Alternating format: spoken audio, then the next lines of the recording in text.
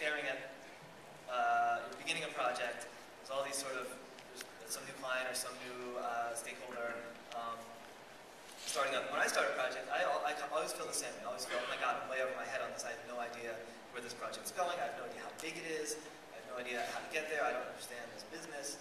It's always a little bit of nervousness there. But then I think also, this is my big chance. This is a big opportunity to like help actually really define the direction of this ship, to choose where it's going to be pointing.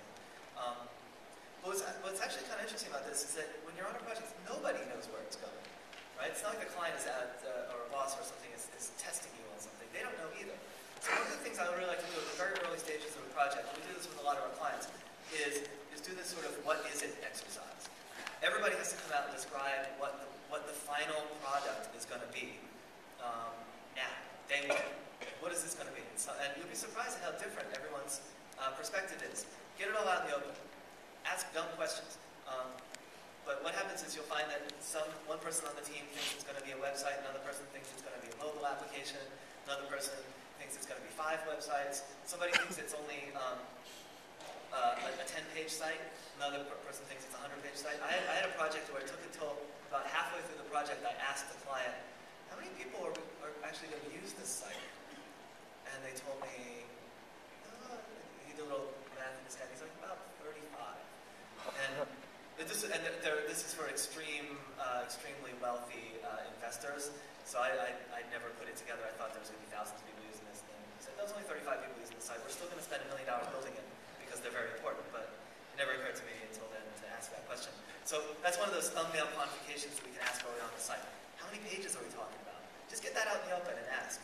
It's not exactly a creative question, but it really gets sort of everything out in the open and allows you to bounce around ideas. Another interesting tool is the least wanted technique, where you sort of ask, it's sort of the flip side of what I was just saying, like ask everyone else, like, what don't you want the site to be? What's the least wanted thing you want on this site? Like, what do you want to get rid of if it's a redesign, as a lot of projects are now in the interactive world? Learn what your colleagues are totally opposed to, learn their biases and their predispositions. They may not be right, but if you get it out and start talking about it, that's really helpful. And user personas, again, I'll come back to that. We did a deliverable recently we called the user persona flash mob. It's sort of like Tamara Adlin calls these ad hoc user personas, has a thing called ad hoc user personas. We have something that's like super ad hoc called persona flash mobs. We've done this several times and we're constantly evolving it, but the basic principle is you gather user research through interviews, brainstorming, etc. Then you brainstorm the different types of users that you have, but don't try to shoot for, we're going to make 5 user personas, we're going to make 8 user personas, whatever. Typically, we do this exercise, we've done it 3 or 4 times. We've just sort of gone on and on and on and put them in a spreadsheet, so that describe a user, describe a user, describe a user, and we sort of start making these little cards out of them, describing like what this user is like. Not censoring ourselves and recognizing who they are. We ended up with 50 of them on a recent page. 50 of these micro personas. Each one of them kind of, we printed them out on cards. We started to add new ones after we printed them out, like in a brainstorming meeting with the client. These are very succinct, short explanations of the users with some sort of characteristics about their particular relevance to the product. Then what we started to do is sort of find patterns among those personas by putting them up on a whiteboard and sort of scattering them around and finding out which ones go together, which ones are higher priority than others.